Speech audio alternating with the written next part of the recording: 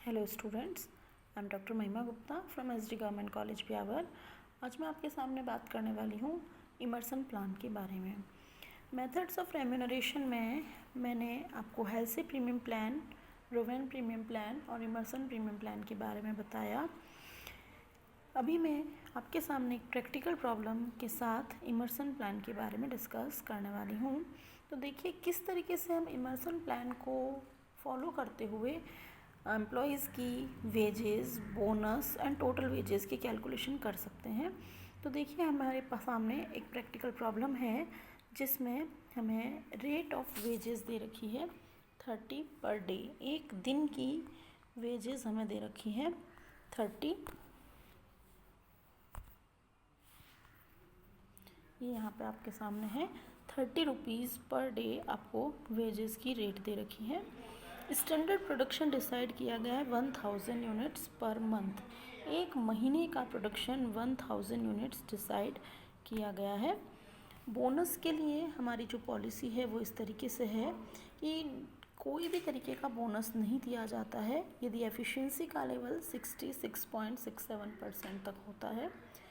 यदि एफिशिएंसी का लेवल 66.67 से 90% के बीच में होता है तो 10% तक बोनस दिया जाता है, और यदि एफिशिएंसी का लेवल 90 to 100 तक होता है तो 20% बोनस दिया जाता है। इस तरीके से प्लान सेट किया गया है। और साथ ही में ये लिखा गया है कि further increase of 1% for every 1% increase in efficiency.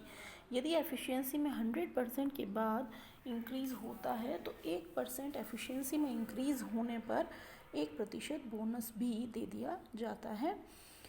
और वर्किंग डेज हमें 26 एज्यूम करने हैं। तो देखिए आपके पास में 4 वर्कर दिए हुए हैं, worker A, B, C and D. 4 worker दिए हैं जिनका हमें आउटपुट इस तरीके से दिया गया है।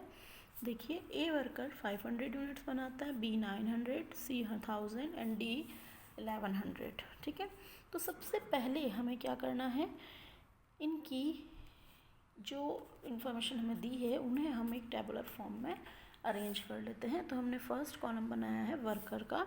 वर्कर के कॉलम में हमने लिखा है ए, बी, सी एंड डी। ये 4 वर्कर हमारे पास हैं। इन चारों का आउटपुट हमें क्वेश्चन में यहाँ पर दे रखा था जो हमने एज इट इज़ ले लिया है। उसके बाद में हमने इनकी एफिशिएंसी कैलकुलेट की। एफिशिएंसी कैलकुलेट करने का तरीका मैंने आपको बताया था। 2 तरीके से हम एफिशिएंसी कैलकुलेट कर सकते हैं, एक on the basis of time and दूसरा on the basis of output. यहाँ पर चूँकि टाइम जो है वो सभी के द्वारा वही कंज्यूम किया गया है जो कि उन्हें अलाउ किया गया था, यानी पूरे महीने का टाइम यूज़ किया गया है। बट प्रोडक्शन सबके अलग अलग है, यानी प्रोडक्शन जो है वो स्टैंडर्ड प्रोडक्शन से डिफरेंट है। तो हम प्रोडक्शन के आधार पर एफिशिएंसी कैलकुलेट करेंगे। तो हमारा हो गया formula actual production divided by standard production. तो हमारा देखिए actual production divided by standard production. तो आपके सामने देखिए क्या आता है। फर्स्ट जो ए है हमारा, उसकी एफिशिएंसी क्या होगी, देखिए ए की एफिशिएंसी के लिए हमारा हो गया 500 डिवाइडेड बाय 1000, यानी 50% एफिशिएंट है ए। उसके बाद में बी की एफिशिएंसी देखने के लिए आप देखिए 900 डिवाइडेड बाय 1000, यानी बी जो है वह 90% एफिशिएंट है। उसके बाद में सी के लिए देखते हैं। सी जो है वह, सी का प्रोडक्शन है 1000, तो 1000 डिवाइडेड बाय 1000 यानी सी 100% एफिशिएंट वर्कर है। और बी का प्रोडक्शन है 1100 डिवाइडेड बाय 1000, तो यानी डी जो है वह 110% एफिशिएंट है। उसके बाद में नेक्स्ट कॉलम है हमारा नॉर्मल वेजेस। नॉर्मल वेजेस हमारा होता है जो कि टाइम रेट के अकॉर्डिंग पेमेंट किया जाता है। तो यहाँ पर टाइम रेट के अकॉर्डिंग 26 वर्किंग डेज़ है हमारे पास। तो 26 वर्किंग डेज़ का at the rate of 30 per day सभी का इक्वल वेजेस बना है 780। अब बारी आती है बोनस की। यहीं पर हमें कैलकुलेशन करने के लिए इमर्सन प्लान को फॉलो करना है।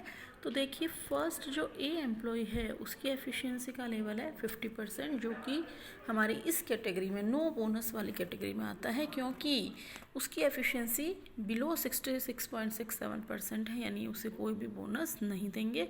तो यहाँ पर हम दोनों ही जगह बोनस की रेट और बोनस की अमाउंट में डैश कर देते हैं, ज़ीरो लिख देते हैं, नील कर देते हैं।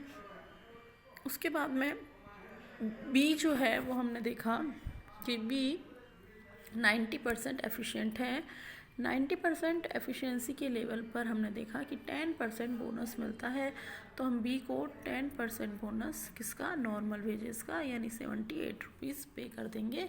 इसी तरीके से सी के केस में देखेंगे, सी को हम 20% बोनस दे सकते हैं, क्योंकि सी जो है वो 100% एफिशिएंट है। तो 780 का 20% यानी 156 बोनस सी को दिया जाएगा।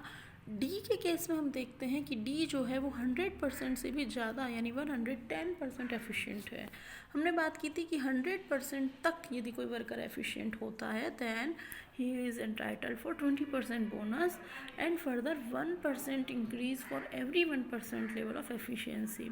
तो यहाँ पर चूँकि वह 100 के बाद में 10% और उसकी एफिशिएंसी ज़्यादा है, यानी 20 + 10 उसे 30% बोनस मिलेगा, जो कि 234 रुपये आ रहा है। और इस तरीके से सभी एम्प्लॉयज़ की नॉर्मल वेजेस और अमाउंट ऑफ बोनस का टोटल करते जाएंगे तो हमारे पास टोटल वेजेस का अमाउंट आ जाएगा। इस तरीके से हम क्या करते हैं, टोटल कैलकुलेट करते हैं सभी एम्प्लॉयज़ के लिए वेजेस और सभी एम्प्लॉयज़ के बोनस की, सभी एम्प्लॉयज़ के टोटल वेजेस की। तो इस तरीके से इमर्सन प्लान के अकॉर्डिंग मैंने आपको इस प्रैक्टिकल प्रॉब्लम के द्वारा एक छोटा सा क्वेश्चन सॉल्व करने के लिए समझाया है कि किस तरीके से हम इमर्सन प्लान के अकॉर्डिंग क्वेश्चन सॉल्व करते हैं। इमर्सन प्लान को समझने के लिए मेन बात यही है कि आपको एफिशिएंसी कैलकुलेट करना आना चाहिए। एफिशिएंसी कैलकुलेट करने के लिए मैंने आपको जो फार्मूलाज बताए हैं उन्हें आप अच्छी तरह से ध्यान रखें। फार्मूला देखिए, मैंने आपको बताया एक प्रोडक्शन के आधार पर और दूसरा टाइम के आधार पर, ठीक है। तो आपके पास प्रोडक्शन के आधार पर और टाइम के आधार पर दो तरीके से फार्मूले बनते हैं। तो पहला फार्मूला मैं आपको बताने जा रही हूँ वो है टाइम के आधार पर, कि यदि आपके पास में प्रोडक्शन दिया है कि आपको 1000 यूनिट्स बनानी है और उन 1000 यूनिट्स को बनाने के लिए आपको टाइम दिया गया है 50 घंटे। अब आप उस काम को 40 घंटे में पूरा कर लेते हैं, तो इस कंडीशन में आपका स्टैंडर्ड टाइम जो था वह था 50, और जबकि आपने उसे पूरा कर लिया 40 घंटों में। तो आपका फॉर्मूला क्या हो जाएगा, आपका फॉर्मूला हो जाएगा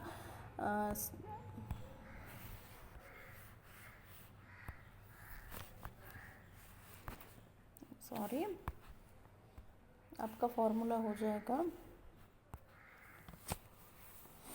फॉर्मूला बनेगा actual time divided by standard time.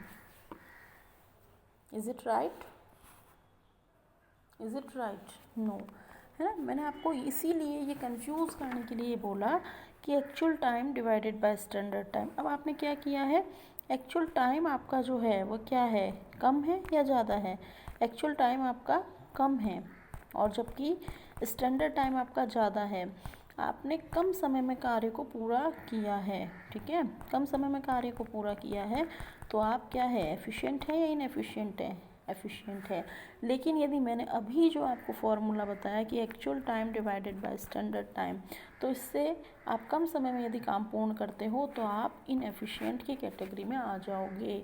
इसलिए ध्यान में रखना है कि हमें क्या करना है, अगर टाइम के बेस पर एफिशिएंसी कैलकुलेट करनी है तो हमें standard time divided by actual time करना होगा, यानी 50 डिवाइडेड बाय 40। तो आपके पास जो आएगा that will be your level of efficiency, ठीक है। दूसरा हमने आपको बताया कि यदि आपको एफिशिएंसी कैलकुलेट करनी है प्रोडक्शन के बेसिस पे, तो जैसा कि हमने इस क्वेश्चन में किया, actual production divided by standard production, ठीक है।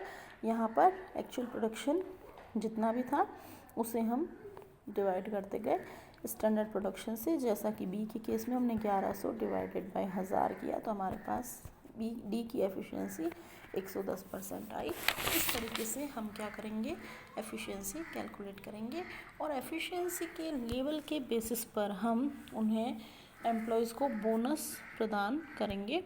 तो बोनस प्रदान करते हुए हम इस तरीके से इमर्सन प्लान को फॉलो करते हुए क्वेश्चन सॉल्व करेंगे और एम्प्लॉय की टोटल जो है वह टोटल वेजेस की कैलकुलेशन करेंगे। आई थिंक कि आपको हेल्सी, रोवेन और इमर्सन तीनों ही प्लान बहुत अच्छे से समझ में आ गए होंगे।